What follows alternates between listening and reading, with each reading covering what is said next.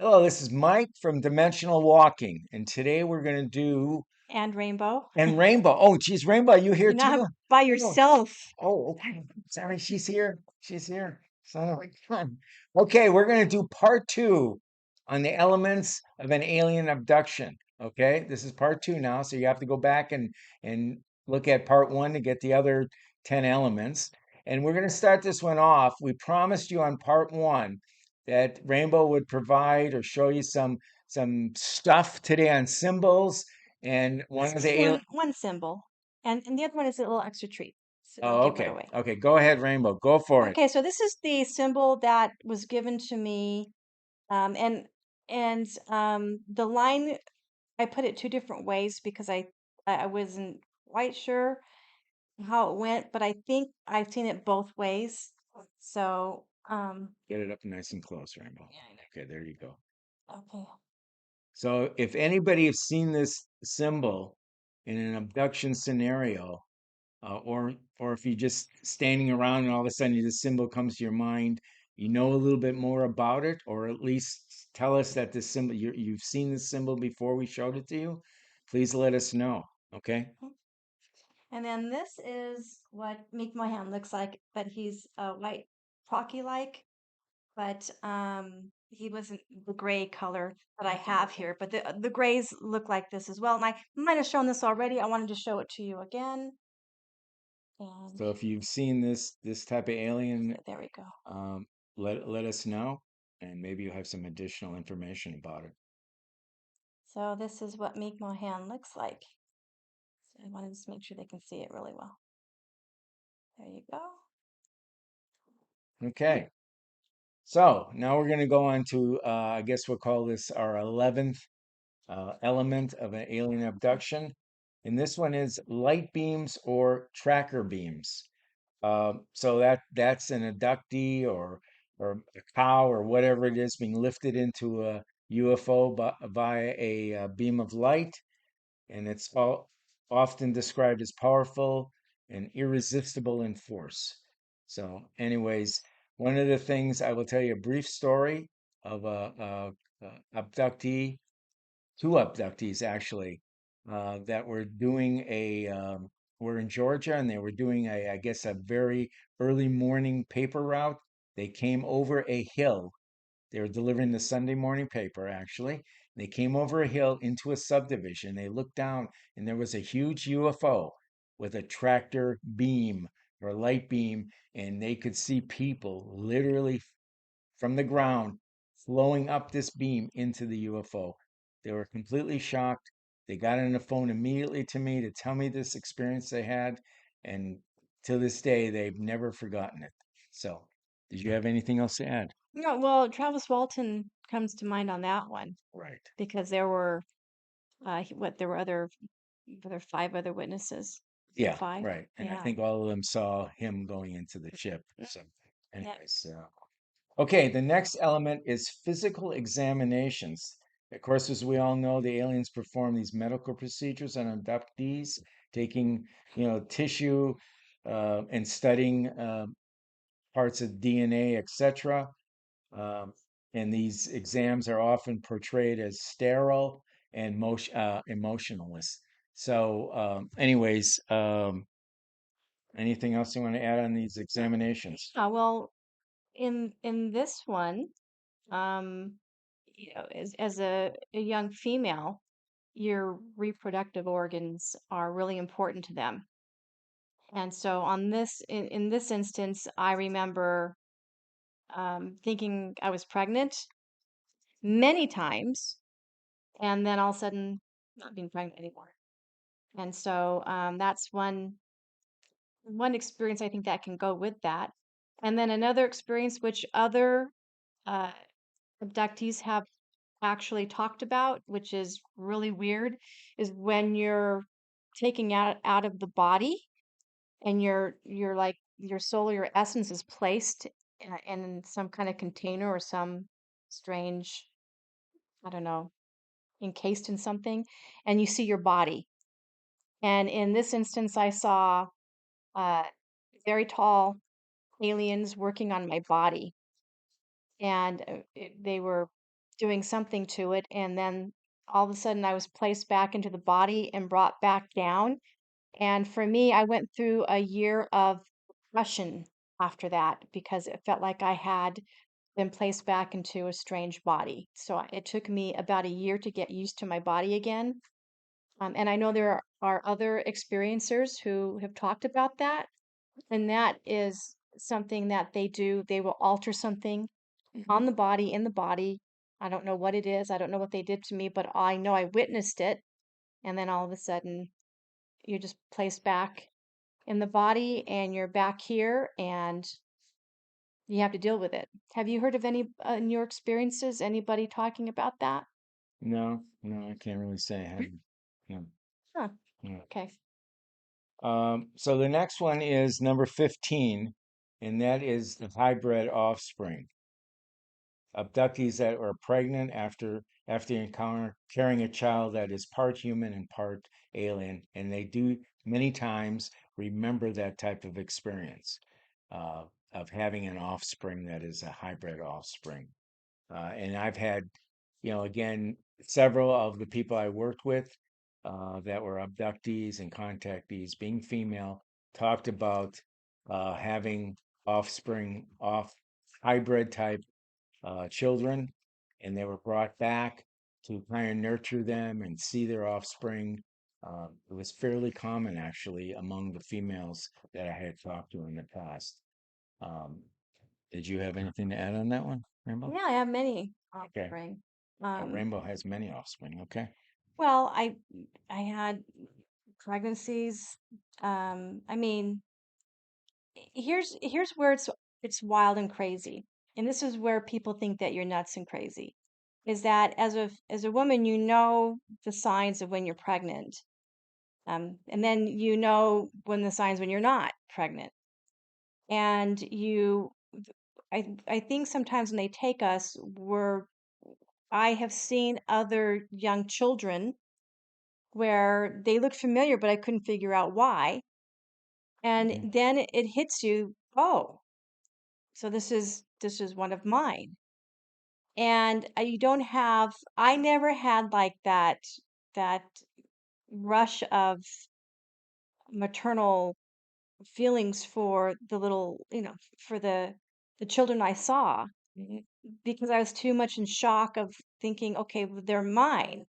But I didn't have that interaction with them. I didn't have the bonding with them. So, but that's what makes you sound so crazy and nuts when you when you talk about that is when people say, "Hey, I think this happened to me," and we actually have a friend who actually had that happen to her, and it's not just like within the first 6 weeks or 2 months of a pregnancy. It can be within 5 months of a pregnancy where the baby's gone. It can be within just before the baby's going to be born. There's women who've lost the baby and it's gone. I mean, it's not anywhere to be around. So that's something to that's the horror of what they do. They don't understand that as humans we can't adjust to that kind of loss. That kind of loss is extreme. And for not only the mother but the father as well. So hybrid offspring, yeah. And I don't know if you can connect the hybrid part to star children or what We would you could possibly, what would yeah. you say about that? Well, I mean, I think it's very possible that that's the hybrid children are like a star children, and they're very smart and they have abilities, etc. But that's again, it's sort of a completely another video, I guess, because it's pretty complex. But there's people who say that that's kind of one and the same, but I don't, Well, like you said, it is a discussion. definitely a discussion. Yeah. Okay, so number 16 is the recruitment or messages for humanity.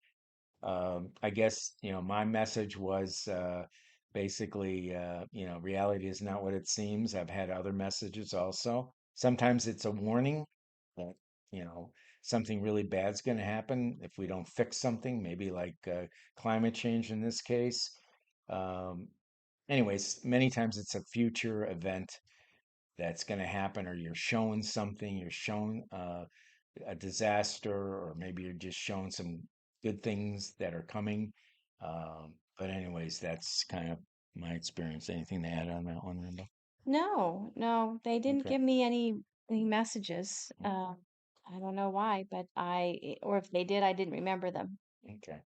So the next one's kind of interesting. I'm hoping Rainbow has some insight on this one. This is called the soul transfer or body swipe.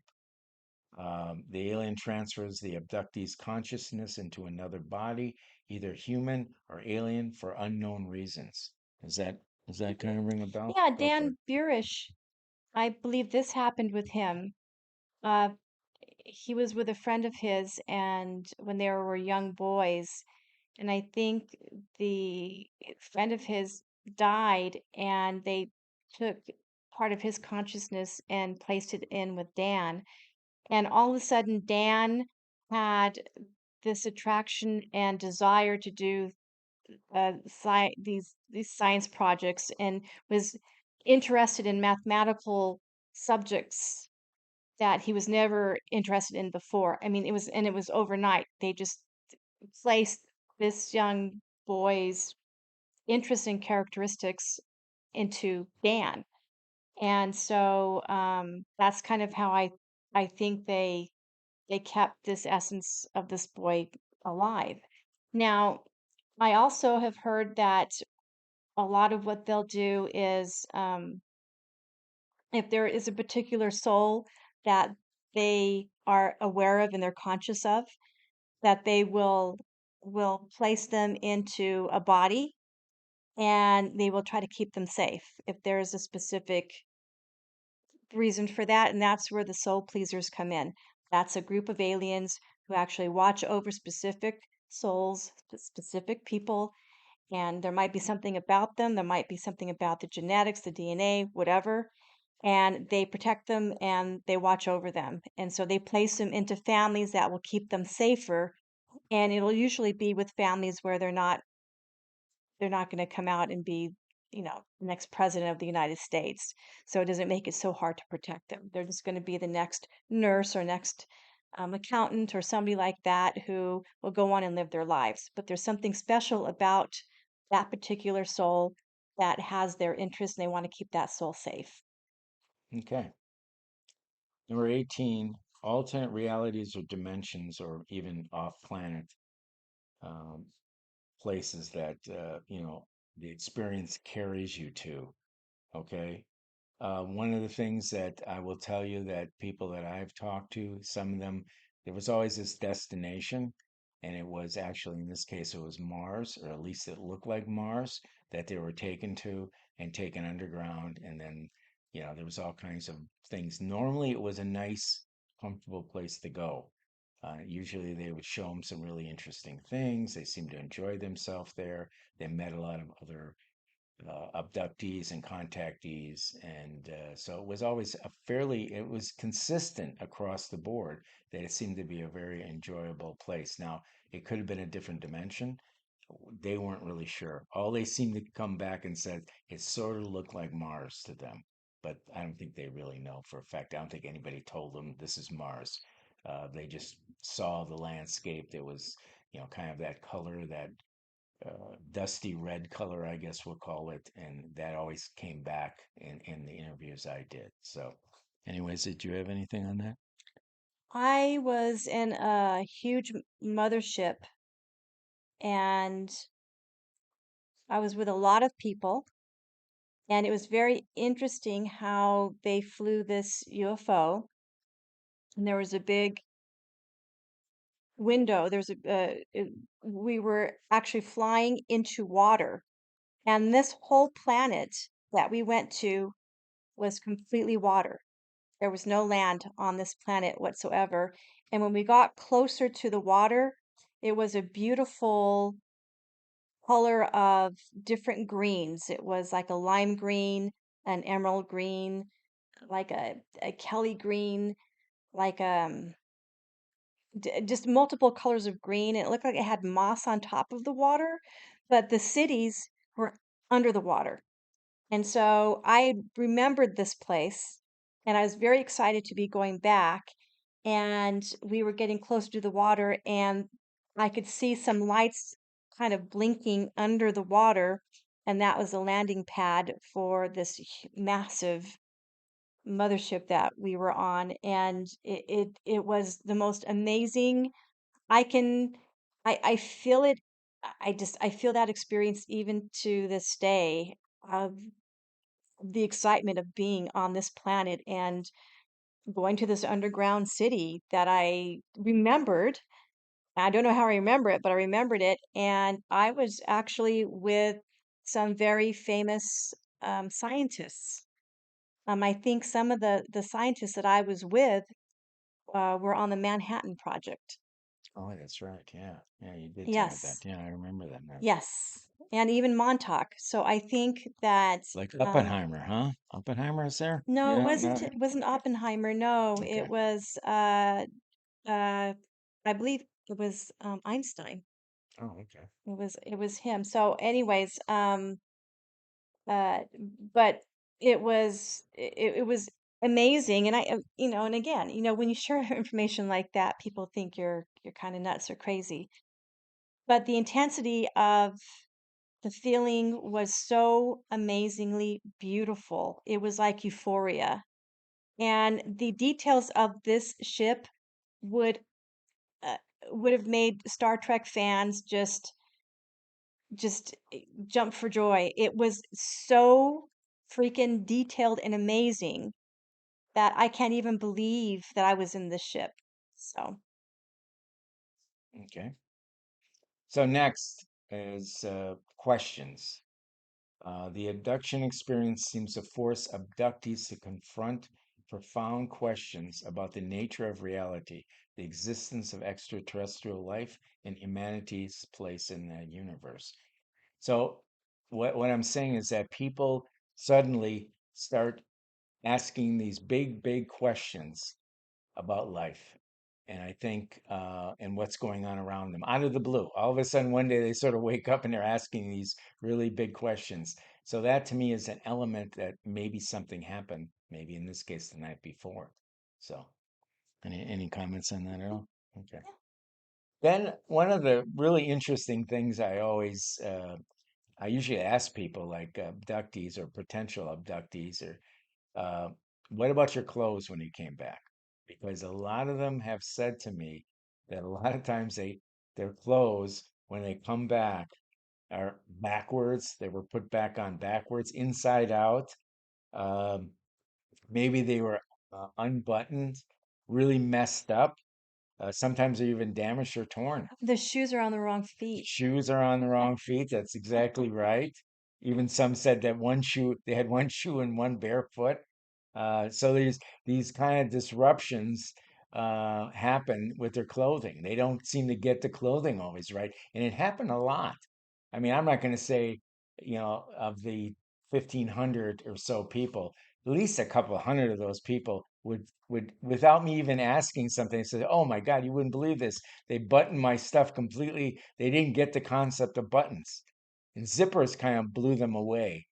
Sometimes the zippers were broken because they couldn't figure out how to zip, because they wanted to put you back the way you were and put you back either in your bed or on your chair or wherever it was, but they seemed to really muck it up quite a bit. So that was always a signal to them that, oh, geez, I guess I was abducted because they can't figure out how to put my clothes back on.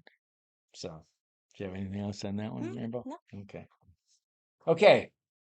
So the next one, um, we'll talk about a vivid memory as a trigger. Then, of course, there's this, again, this is a little bit like we talked about before. There's this feeling, a sense of unease and overwhelming urge to escape something. Uh, and suddenly maybe the dream shifts. You find yourself back into a childhood classroom type thing, and you forget this kind of field trip thing. And I know Rainbow's had some field trips that are always pretty profound, and there may be a feeling of claustrophobia, all these kind of strange things and things that you probably don't want to experience again. But it's kind of a triggering. Anything can almost trigger this type of thing.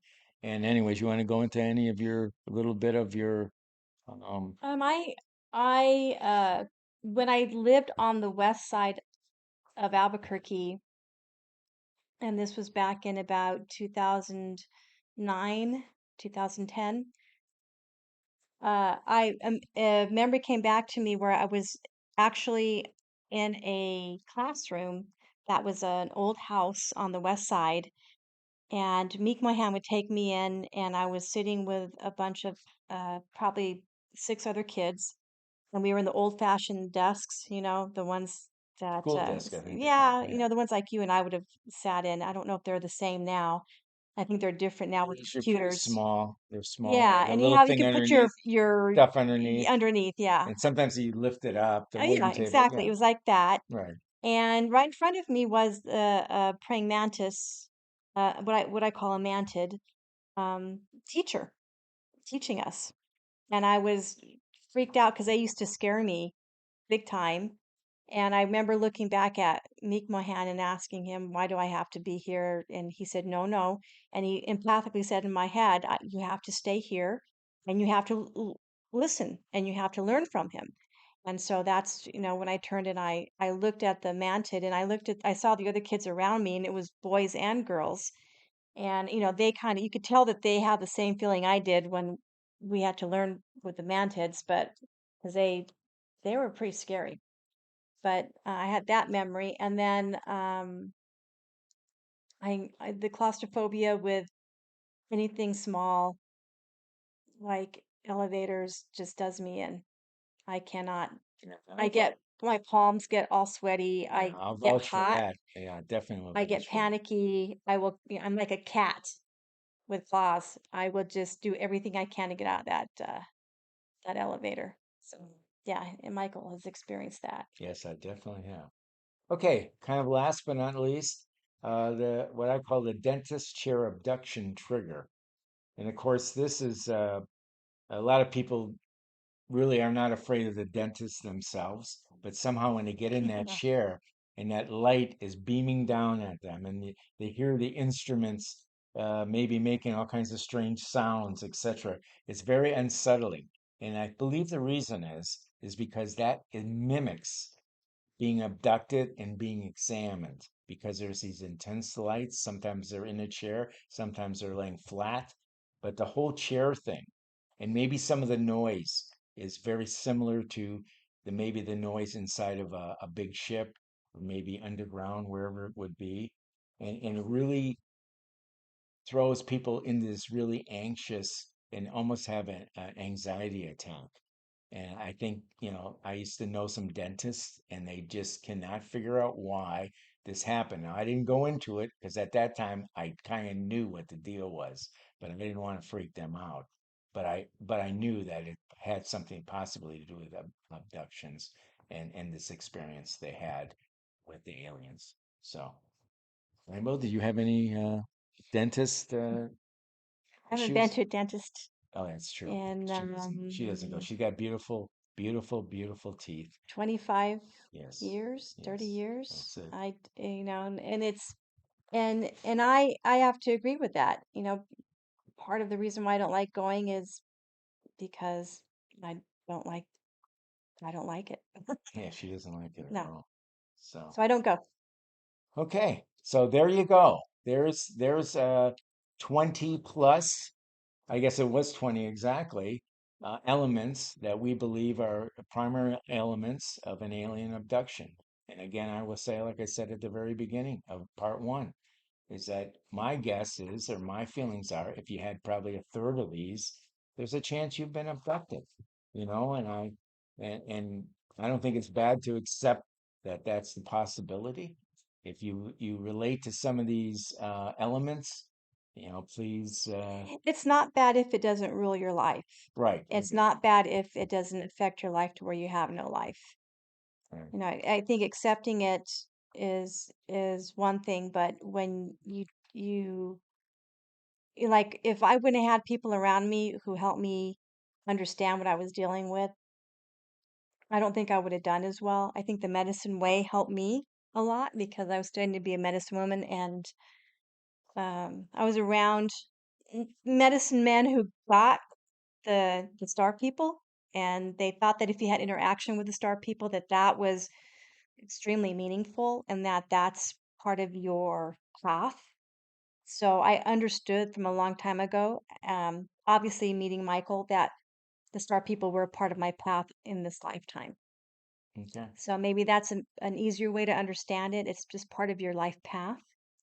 And there's people like Michael and I are who are available if you need to talk to somebody. With that said, you can either leave your comments here, of course, or you can send the comments or send your interest or questions or whatever to dimensionalwalking@gmail.com. So there you go. You can send them to either both of us or one of us. Both Your of us, yeah. preference Yeah. is good. So hope you enjoyed, and we'll see you next time. Take care. Bye bye. Bye.